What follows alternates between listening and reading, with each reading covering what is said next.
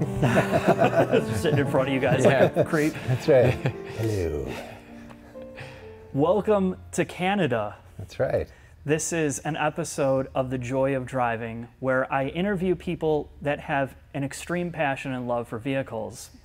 And I wanted to get to know you guys because look at what you do here. Yeah. I mean, this is the embodiment of what people think the car life is about. Sure, to a certain extent, Yeah, or at least a certain type of car life. Yeah. The maybe masochistic style of car life. I think that's fair to say that we've tortured ourselves to a certain extent with these projects, but it's all from the right place. Good. It's from the love. So we have Dave and we have Peter, correct? That is correct. Yeah, you got us right. All right, good. And you guys run a YouTube channel called Speed Academy. So I just want people to understand that and know, and you know, and that's not so much about your channel as it is about you, which let's get right into that. So the first thing is, everybody has that first moment where first memory of a car, like when you realized you were kind of interested in it, or maybe not interested as a kid. What was it for you guys? Go ahead. Beauty before age? Beard before... I can start, yeah, sure. Take it away.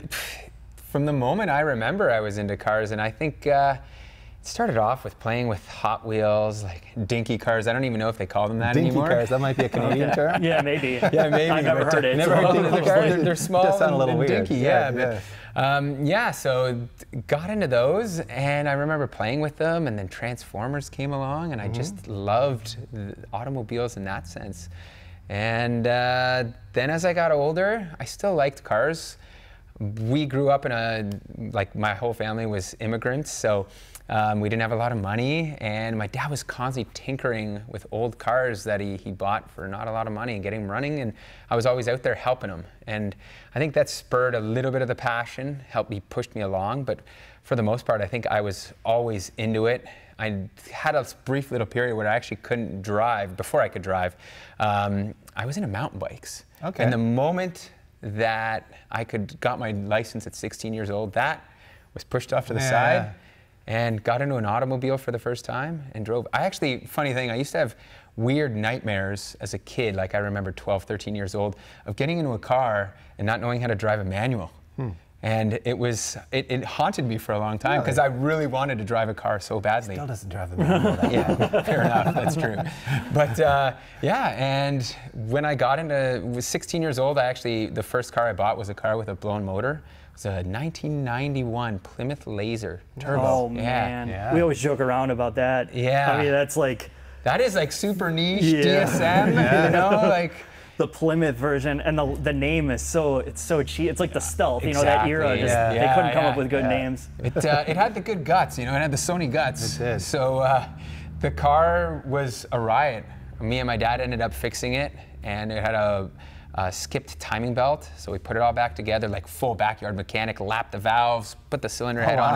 Lapped the valves. Yeah, Damn. Yeah, we did not take it to a machine shop, nothing. We did full backyard mechanic style, got that thing running, and it was an amazing car, and I think that's what started it.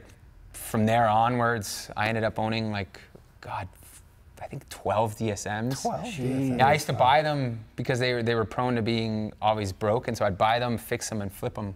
I actually did that for a summer. Not flip them, but resell selling them. Yeah, I did crash one, actually. my first one, yes. Did you flip it? No, I was going a little too fast and I hit a telephone pole. So. Oh, 16 years old. You Right, know, like that's what you do The when quintessential teenager thing to Because a do. 16-year-old needs a fast car. Right, Yeah. exactly. Yeah, And my wrong. dad did tell me the moment that he drove that car, he said, "This car is too fast for you." I said, Yes. "Psh, Pops. Yeah, I got this. Yeah, come on. I'm 16 years old. What could go wrong?" Exactly. So, yeah. My much parents of were it- smarter than that. They didn't give me a fast car.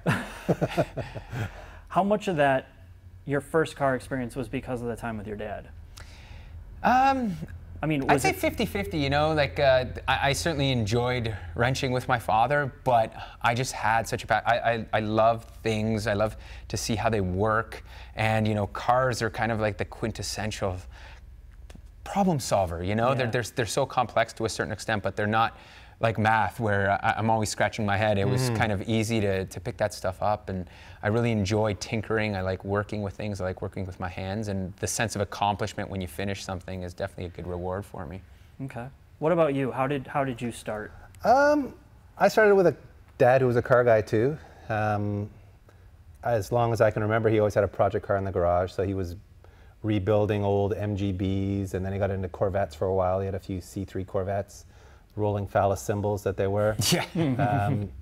And I always wanted to drive. It was kind of like, as maybe at the age of like 6 or 7 years old, I was always bugging my parents, like, take me to the go-kart track. I'm going to be like a racing champion. Okay. I just, in my mind, decided this is what I'm going to be good at, and I really wanted to do it. My mom wasn't having any of it, so I didn't really do any go-karting. But I was dying to get my driver's license. Wasn't that interested in working on cars, which Pete might say is still true. Yeah, I very true, do it out of necessity as opposed to passion. We're a good team that way. Yeah. I like to drive, he likes to build. He likes to drive too, and I like to build too, but it's not what drove me so much. The driving is what drove me, and so the day I turned 16, I went and got my license, and I immediately turned my hand-me-down Dodge Omni into a race car, meaning I was, I was carving the perfect apex on the way to school. I was that kid who was just carrying the most speed he could in a 75 horsepower Omni. And my parents were smart. It was a 3-speed automatic. This thing was no race car, but I got a lot of fun out of it. And then a few years later, when my parents decided I wasn't going to kill myself, my dad started letting me autocross with him. So he was an active autocrosser at the time, and we'd go to the local autocross events, and I would drive his Corvette. And after 1 or 2 events, I started beating him. So that felt good. For me, not so much for him. But that kind of fueled my passion and the idea of driving and just having fun with cars. So from there, I bought an Eagle Talon. I bought almost the real thing. I didn't buy the Mitsubishi version, yes. but somehow it seems more real than a laser. It's definitely less cheesy than a laser. Right, the laser was just it was the cheesiest worst of the one three. you could get, yeah. So I got an Eagle Talon TSI first gen, and started autocrossing that while I was at college, and just had a blast with that car. I loved the car. It was too fast for my driving ability or my common sense. Got a few speeding tickets. Had to learn to take it to the track as opposed to driving fast on the street. And that evolved into doing more autocrossing and then doing some time attack racing. Again, with my dad, we kind of shared each other's cars at the track a lot. So, and then through wanting to do better in time attack, really, I got into modifying cars. Okay. Because to compete in the local series here, even in like the stock class, they still had to put better brakes on it, put better tires on it, put better shocks on it. The exhaust mod is free, I better do the exhaust mod. They kind of lure you in that way, right? Right. And pretty soon you're hooked on this whole idea of, oh wow, I just made the car faster, I want to do that more. So I went from running in stock class to like modified class to building a race car, a full-blown race car, like 2 years later after I was fully cracked out and couldn't get enough of the racing. So I built a full-blown race car and went racing in the Canadian Touring Car Championship for a few years and spent more money on that than any rational human being would to win a couple of $5 trophies, and kind of came full circle back to the idea of like selling the trailer and the truck and the race car and just having fun with street cars again. And I mean, a lot of our street cars are heavily modified and are taken to the track regularly, but it's nice to be able to just drive your car to the track and rip a few laps and drive it home again. So that's kind of closed the circle for me, as you would. So one of the reasons why I asked the question of your past is when you get into stuff like this, enthusiast cars specifically, 99% of the public has a car that takes them from point A to point B. There's very little joy. There's really no passion about it. It's like, how do I get my kids in? It's a nightmare. I got to load this thing up with junk. Yeah. And a lot of those types of people don't understand why you would find this appealing. Like, what is it that you get out of it? So I ask a lot of people that are blindly just infatuated with a certain car. It could be a laser. Honestly, you might, and there's people that have some really weird cars that they love them. Sure. But it's usually some type of weird emotional connection that reaches back into childhood. Like, it's almost like they found some connection with like their parents, like you guys worked with your dads on it, your cars. Do you find that where you're at in your life now has some connection to your past and it's just interlinked somehow? Or is this a new era? I mean, for me, it's all interlinked for sure. Having grown up around cars and seen my dad tinkering cars and then doing it myself, there's definitely some continuity there. Although, living that experience didn't always feel that continuous. There were breaks in my car addictions where I went and did other things in life for a while, and then I somehow would be drawn back into it. But I mean, for me, I've always had a passion for driving and driving fast, and finding an outlet to do that was really a driving force, and what's really led to me working in the auto industry as an auto journalist. We used to work at a car magazine, and the reason I ended up there was because I loved cars and I loved racing, and I did some writing about it for some local magazines, and that led to a full-time job at a magazine eventually. So, I guess I just kind of did what I loved and turned it into a career, if you can call what we do a career.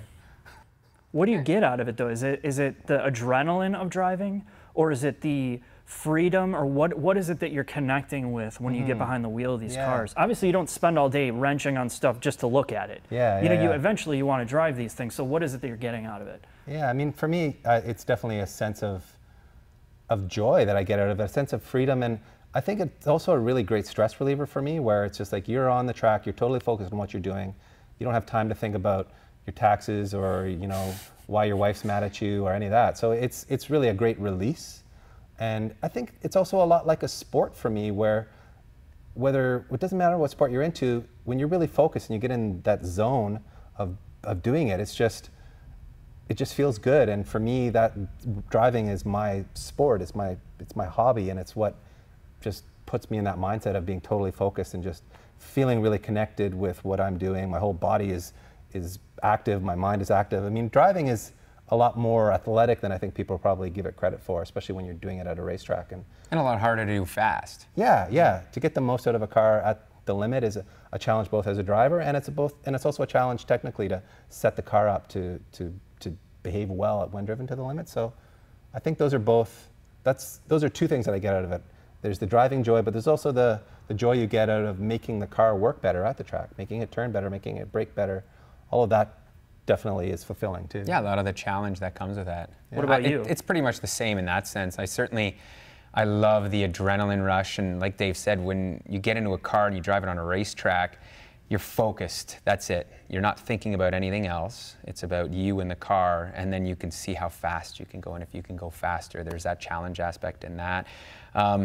In terms of building the cars, for me, it's, as I said, it's just a sense of accomplishment. I really like seeing if we can take a car that was slower, had faults, and improving on them and making them work to a certain extent with no real drawbacks, right? So that's why I think we build a lot of street cars in that sense. No real drawbacks.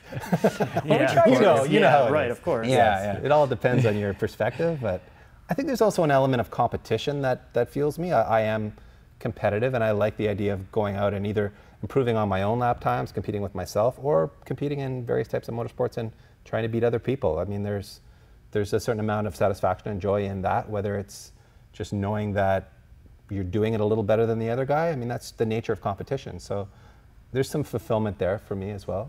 Although we don't tend to do a lot of competitive events these days. Frankly, we're too busy building cars to do a lot of competitive stuff, but we'll get back into it once we have this fleet running a little bit better.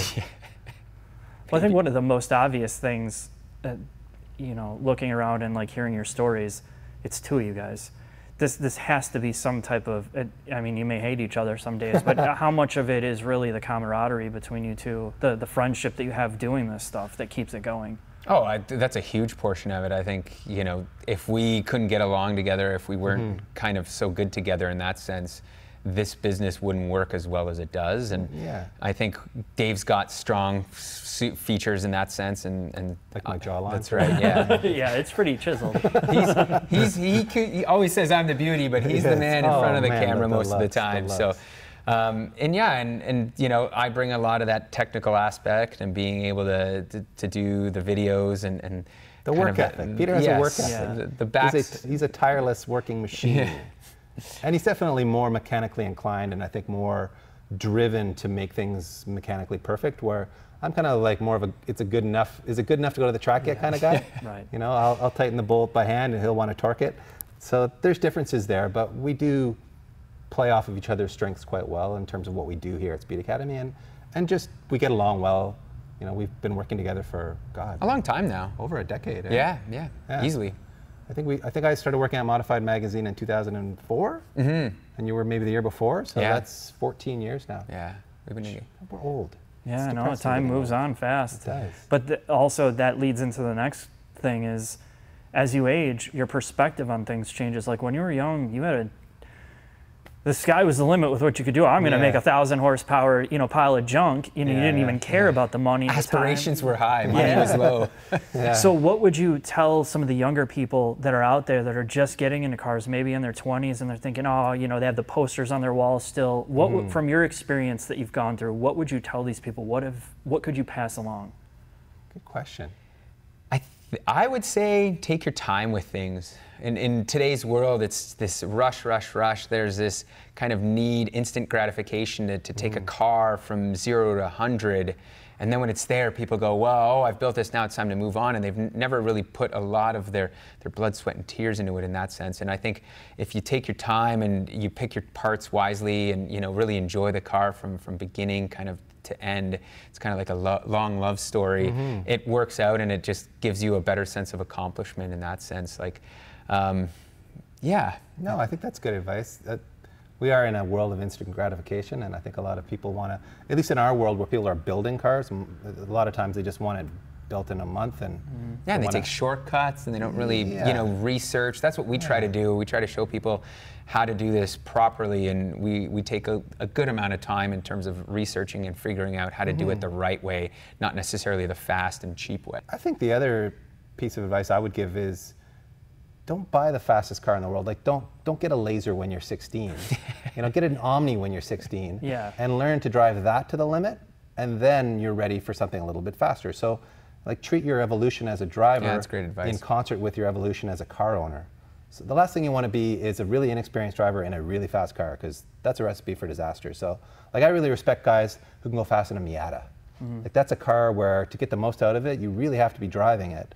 But it's slow enough that if things go wrong, there's a good chance you're going to be able to save it.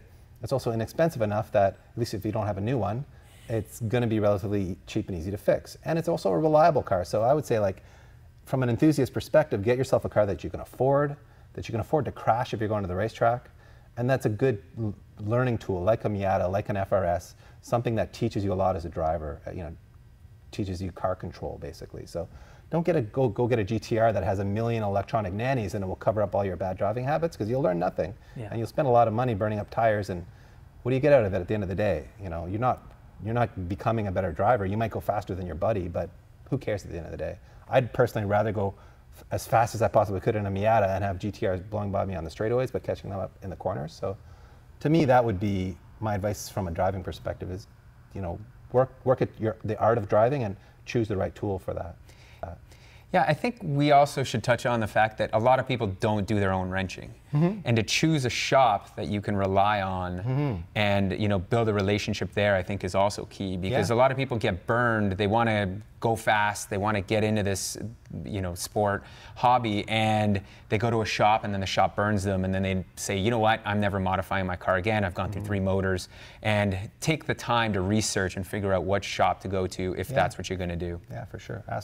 Ask the right people the right questions, and you'll easily find out who the reliable shops are in your neighborhood. And those shops will also give you good advice about, it's my wife calling.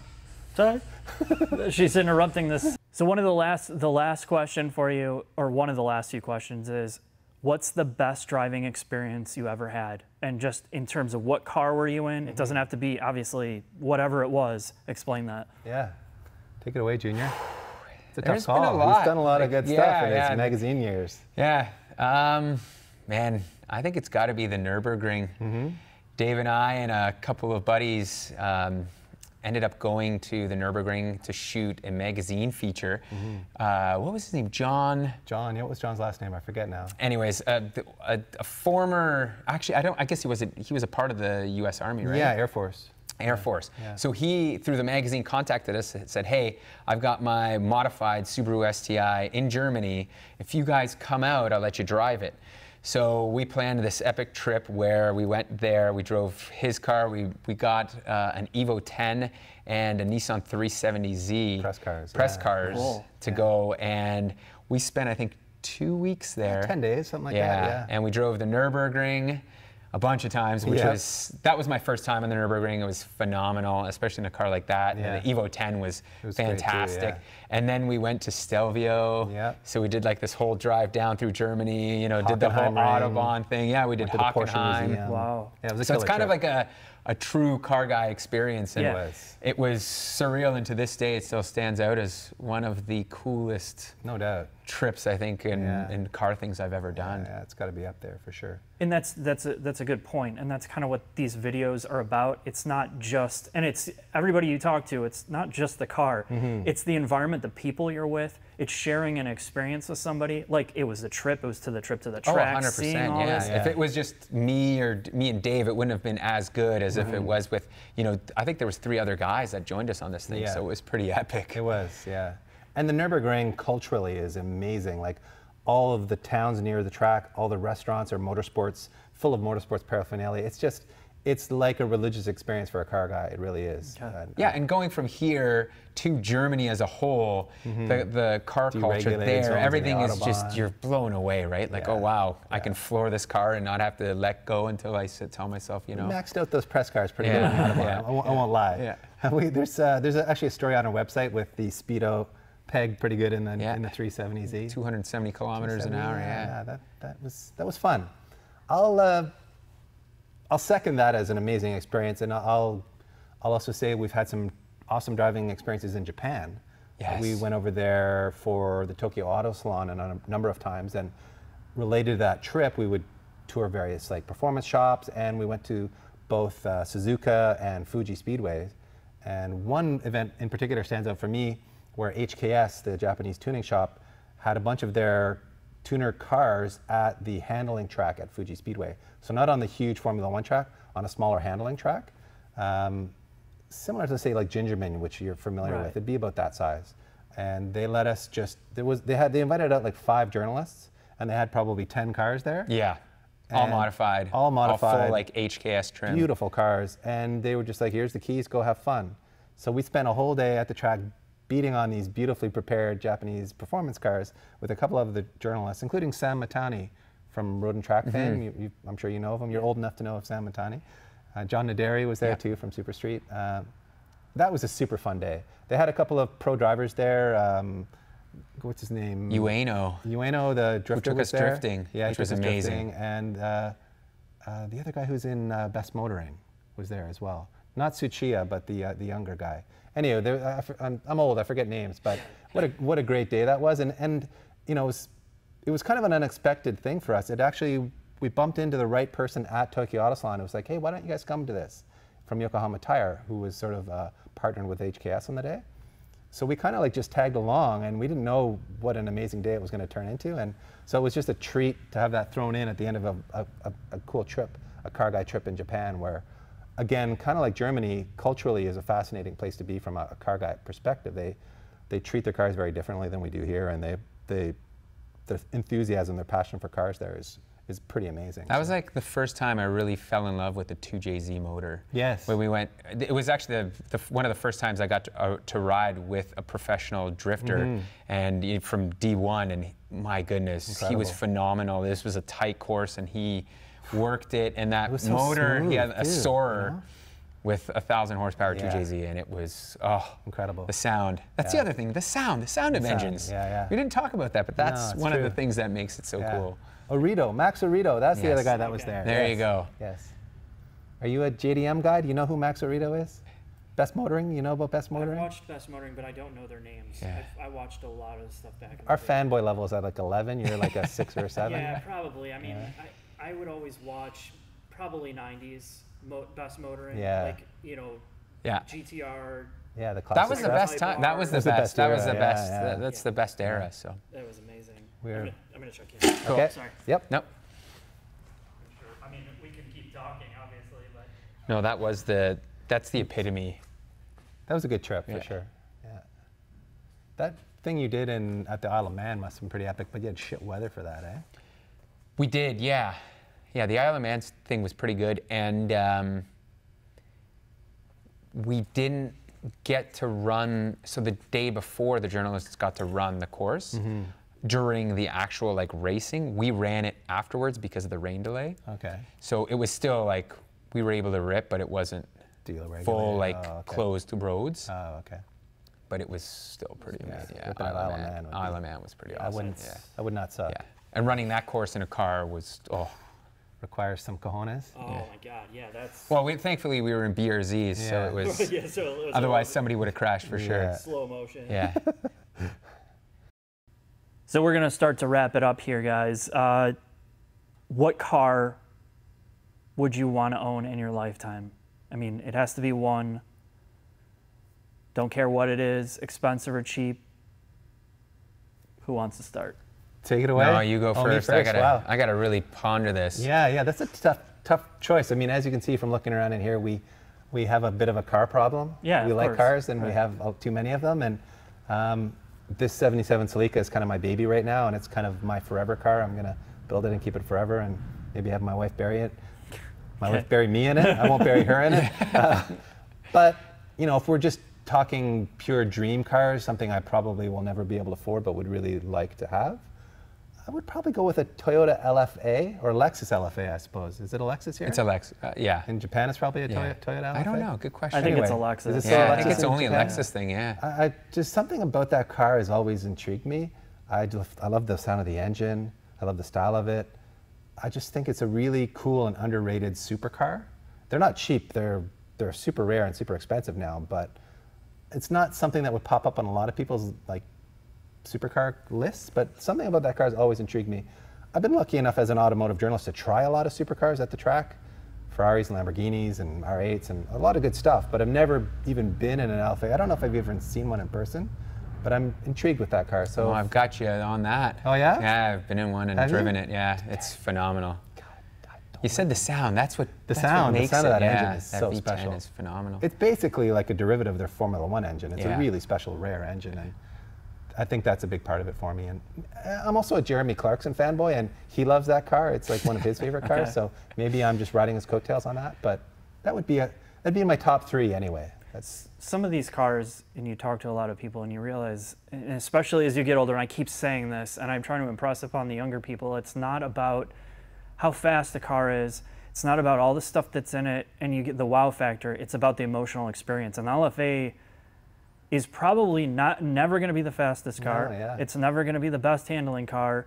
Exactly. It's not even, the price point doesn't even align it with like what it should be able to do. It's the emotional experience of that car, the sights, the sounds, the way that it makes you feel being inside of it. yeah.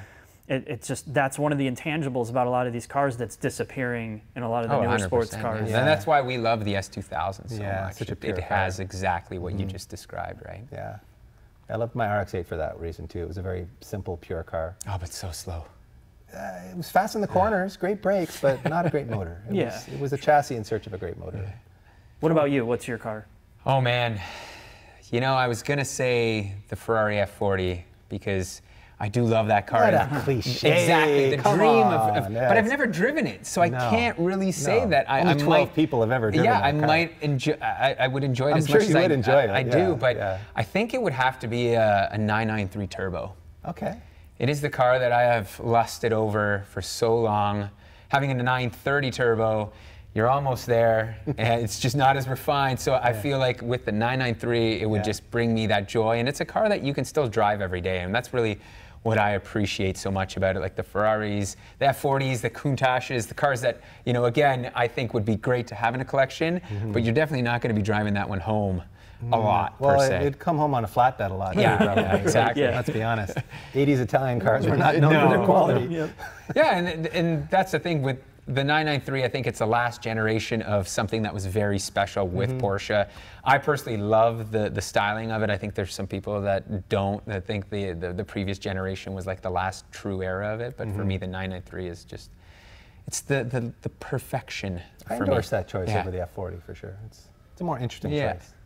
The geese. Do you hear those Yeah, I savage know. geese out there? I heard they're waiting Welcome for to me. Canada. Yeah, I know. There I'm you feeling go. feeling real comfortable right now. That guy thinks he's savage. Wait till That's we right. show him what we got here. Everybody surrounding the car out there. So that about sums it up, guys. I really appreciate you taking the time and sharing your knowledge and kind of where you're from. And I hope people check out Speed Academy's videos because they're very unique. obviously very detailed, and it shows kind of their life and what they've gone through from a long time ago to now. Thanks, guys. Yeah, thanks very thank much. you. Woo! Done. Good. All right. My wife can stop calling me now.